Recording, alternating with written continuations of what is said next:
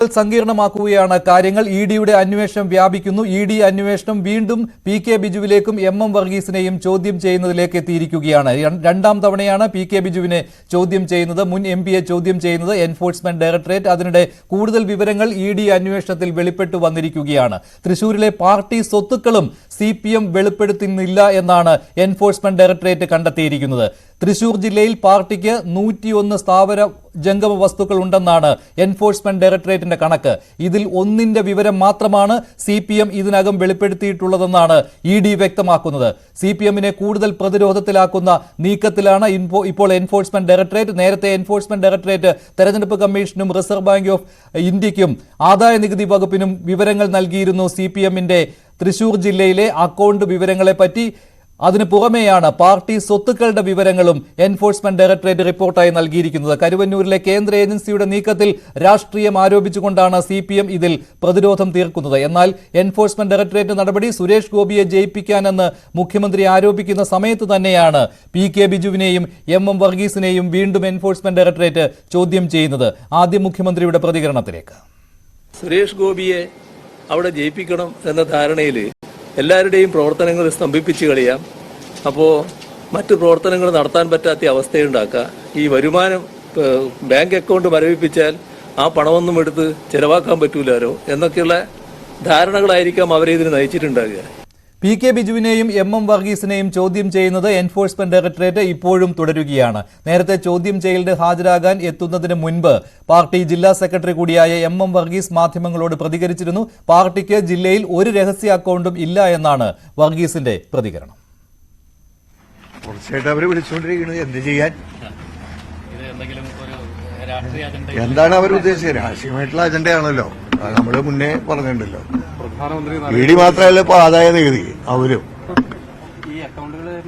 Account മരവിപ്പിച്ചിട്ടുണ്ട്. പക്ഷെ നമ്മുടെ അക്കൗണ്ടുകളെല്ലാം clear ആണ്. അതിന്റെ റിട്ടേൺസ്, വാർഷിക റിട്ടേൺസ് നമ്മള് ആദായ നികുതി വകുപ്പിന് കൊടുത്തിട്ടുണ്ട്, അവരത് ഇലക്ഷൻ കമ്മീഷൻ കൊടുത്തിട്ടുണ്ട്. എല്ലാം ക്ലിയർ ആണ്. എന്താ വെളിപ്പെടുത്താത്ത അക്കൗണ്ട്? നമുക്ക് അങ്ങനെ വെളിപ്പെടുത്താത്ത ഒരു അക്കൗണ്ടും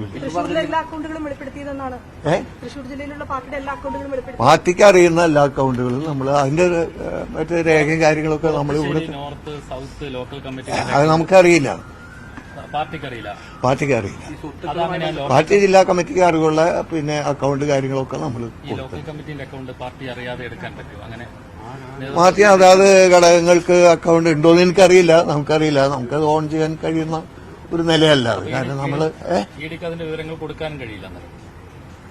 ഇ ഡിക്ക് അന്വേഷിച്ച് നമ്മുടെ കയ്യിലുള്ള അക്കൗണ്ട്സ് ഒക്കെ നമ്മൾ കൊടുത്തിട്ടുണ്ട്. സ്വത്ത് വിവരം എന്താ മറച്ചു വെക്കുന്നത്? എന്റെ സ്വത്താ? പാർട്ടിയുടെ സ്വത്തുക്കളൊന്നും മറച്ചു വെക്കാൻ കഴിയോ?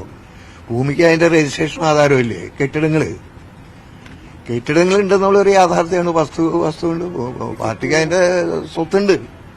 അത് മറച്ചു വെക്കാൻ കഴിയോ? നിയമപ്രകാരം രജിസ്റ്റർ ചെയ്തിട്ടുള്ളതല്ല. എല്ലാ നിലയിലും സഹകരിക്കും. ഇ ഡി ആവശ്യപ്പെട്ട് നമുക്ക് കൊടുക്കാൻ കഴിയുന്നതല്ലേ നമുക്ക് കൊടുക്കാൻ കഴിയാം. ഇല്ലാത്ത കാര്യം കൊടുക്കാൻ പറ്റുമോ? നമ്മുടെ കൈവശം ഇല്ലാത്ത രേഖകളോ അല്ലെങ്കിൽ കാര്യങ്ങളോ നമുക്ക് കൊടുക്കാൻ കഴിയും. രാഷ്ട്രീയ ലക്ഷ്യം ഉണ്ടല്ലോ. അതല്ലേ നമ്മൾ പറയണത്. കേന്ദ്ര ഗവൺമെന്റ് പ്രതിപക്ഷത്തെ പൊതുവിൽ രാജ്യത്ത് വേട്ടയാടുന്ന ഒരു നിലയാണ് ഇടതുപക്ഷത്തെ കേരളത്തിൽ. വളരെ ബോധപൂർവമല്ലേ അത്? വളരെ ബോധപൂർവമാണ്. പ്രധാനമന്ത്രി പറയട്ടെ. നമുക്കിതിലെ ഒരു ഭയപ്പാടിന്റെ പ്രശ്നമില്ല. ഒന്നും മറച്ചു വെക്കേണ്ട കാര്യമില്ല. നമ്മളിത് ആരംഭം മുതലേ പറയുന്ന കാര്യമാണ്. എല്ലാ കാര്യങ്ങളും നിയമാനുസൃതം പ്രവർത്തിക്കുന്ന ഒരു പാർട്ടിയല്ലേ CPI. അതിന്റെ അക്കൗണ്ട്സ് എല്ലാം വളരെ സുതാര്യമായിട്ടുള്ള കാര്യങ്ങളാണ്. ഒന്നും മറച്ചു വെക്കാനില്ല. മറച്ചു വെക്കേണ്ട കാര്യം എന്താ? ഇനി അഥവാ മറച്ചു എന്തെങ്കിലും നിയമ വ്യവസ്ഥയും നടപടികളും കാര്യങ്ങളൊക്കെ ഇല്ലേ? CPM തൃശൂർ ജില്ലാ സെക്രട്ടറി എം എം വർഗീസിന്റെ പ്രതികരണമാണ് കേട്ടത്. എം എം വർഗീസിനെയും ഇപ്പോൾ എൻഫോഴ്സ്മെന്റ് ഡയറക്ടറേറ്റ് വീണ്ടും ചോദ്യം ചെയ്യുകയാണ്. പാർട്ടിക്ക് തൃശൂർ ജില്ലയിൽ രഹസ്യ അക്കൗണ്ടുകൾ ഇല്ല എന്ന് നേരത്തെ തന്നെ എം എം വർഗീസ് പറഞ്ഞതാണ്. ഇപ്പോൾ പാർട്ടിക്ക് വെളിപ്പെടുത്താത്ത സ്വത്തുക്കളും ഇല്ല എന്നാണ് CPMന്റെ ജില്ലാ സെക്രട്ടറി പറയുന്നത്. എന്നാൽ 101 സ്ഥാവര ജംഗമ സ്വത്തുക്കൾ ഉണ്ട് CPMന്. അതിൽ ഒന്നിന്റെ വിവരം മാത്രമാണ് ആദായ നികുതി വകുപ്പിനെ അറിയിച്ചിട്ടുള്ളതെന്നാണ് ഇ ഡിയുടെ കണ്ടെത്തൽ. കൂടുതൽ വിവരങ്ങൾ നൽകാൻ ഡാനി പോൾ ചേരുകയാണ് കൊച്ചിയിൽ നിന്ന്.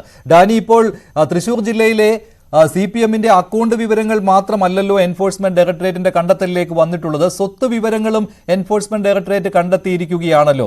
വലിയ രീതിയിൽ പാർട്ടിയെ പ്രതിരോധത്തിലാക്കുന്ന ഒന്നാണല്ലോ. MM വർഗീസ് പറയുന്നുണ്ട് അങ്ങനെയൊന്നും ഇല്ല എന്ന്.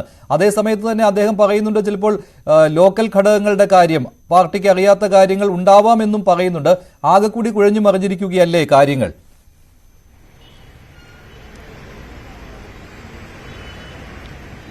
മഞ്ജുഷ, ഈ കരുവന്നൂർ വിഷയം അത് വലിയ രീതിയിലേക്ക് CPM-നെ ബാധിച്ചു തുടങ്ങിയിരിക്കുന്നു എന്ന് തന്നെ കൃത്യമായി പറയാൻ കഴിയും. അതിൽ നമ്മൾ ശ്രദ്ധിക്കേണ്ടത് മറ്റൊന്ന്, കൃത്യമായിട്ട് തന്നെ നേതാക്കൾ ഇപ്പോൾ ED ഓഫീസിലേക്ക് എത്തുന്നു എന്നതാണ്. നേരത്തെ തെരഞ്ഞെടുപ്പ് കാരണങ്ങൾ ചൂണ്ടിക്കാണിച്ചുകൊണ്ട് MM വർഗീസ് അടക്കം 26 വരെ ഹാജരാകാൻ കഴിയില്ല എന്നവർ വ്യക്തമാക്കിയിരുന്നു. പക്ഷേ ED അത് ഗവനിക്കാതെ വീണ്ടും നോട്ടീസ് അയച്ചിരുന്നു. പക്ഷേ ഈ നോട്ടീസിനോടെല്ലാം പിന്നീട് ഇങ്ങോട്ട് വളരെ കൃത്യമായ പ്രതികരണങ്ങൾ ഉണ്ടാകുന്നു. വളരെ കൃത്യമായി തന്നെ അവർ ഓഫീസിൽ ഹാജരാകുന്നു. ആവശ്യപ്പെട്ട രേഖകളെല്ലാം തങ്ങൾ നൽകിയിട്ടുണ്ട് എന്ന് പറയുന്നു. നേരത്തെ ഓഫീസിലേക്ക് ഹാജരാകാൻ വലിയ വിമുഖത പ്രകടിപ്പിച്ചിരുന്നവർ ആയിരുന്നു. പക്ഷേ ഇത് വളരെ കൃത്യമായ രീതിയിലേക്ക് തന്നെ പോകുന്നു എന്നതാണ്. അതിനർത്ഥം ED-യുടെ അന്വേഷണങ്ങൾ കുറെ കൂടി മുന്നോട്ട് പോകുന്നു. അതിൽ കൃത്യമായ രീതിയിൽ മറുപടി പറയേണ്ടടുത്ത മറുപടിയും കൃത്യമായ ഉത്തരങ്ങൾ നൽകേണ്ടതുണ്ട്. അല്ല എങ്കിൽ കാര്യങ്ങൾ കുറെ കൂടി പ്രതിരോധത്തിലാവും, സങ്കീർണമാകുമെന്ന് തിരിച്ചറിവിലേക്ക് എത്തുന്നു എന്നതാണ്. അതിന്റെ ഉദാഹരണങ്ങൾ തന്നെയാണ് കഴിഞ്ഞ ദിവസങ്ങളിൽ ആദായ നികുതി വകുപ്പിന്റെ നടപടി ഉണ്ടായിരുന്നത്. ആദായ നികുതി വകുപ്പ് ഒരു അക്കൗണ്ട് മരവിപ്പിച്ചിട്ടുണ്ട്. ബാങ്ക് ഓഫ് ഇന്ത്യയിലുണ്ടായ ഒരു അക്കൗണ്ട്, പ്രധാനപ്പെട്ട ഒരു അക്കൗണ്ട് ജില്ലയുടെ മരവിപ്പിച്ചു. അതോടൊപ്പം തന്നെ മറ്റ് സമാനമായ രീതിയിലേക്ക് അന്വേഷണങ്ങൾ വരുന്നു. കരുവന്നൂർ ബാങ്കിൽ ഈ പെരുത്തശ്ശേരി ഏരിയ കമ്മിറ്റിക്കടക്കം രണ്ട് കമ്മിറ്റികൾക്കായിട്ട് ഏതാണ്ട് 5 അക്കൗണ്ടുകൾ ഉണ്ടായിരുന്നു. പക്ഷേ ഇത് ഈ കണക്കിലേക്ക് കാണിച്ചിട്ടില്ല. ഇതുമായി ബന്ധപ്പെട്ട വിവരങ്ങൾ ലഭ്യമായിട്ടില്ല എന്ന് അവർ പറയുമ്പോൾ പോലും ജില്ലാ സെക്രട്ടറിയോട് അത് ചോദിക്കുമ്പോൾ അദ്ദേഹത്തിനും ഇത് സംബന്ധിച്ച് കൂടുതൽ വ്യക്തതയില്ല.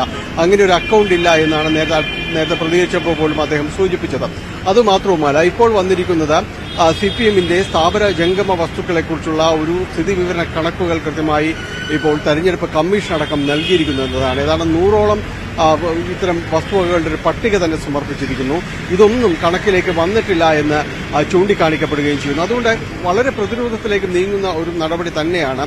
ഇന്ന് ഇപ്പോൾ സംസ്ഥാന സെക്രട്ടറിയായ MP ഗോവിന്ദൻ ഇതിനോട് പ്രതികരിച്ചത് ഇതെല്ലാം തന്നെ ഇലക്ഷൻ പ്രമാണിച്ചുകൊണ്ട്, ഇലക്ഷനെ കണ്ടുകൊണ്ട് മുന്നോട്ട് നീക്കുന്ന കാര്യങ്ങളാണ്.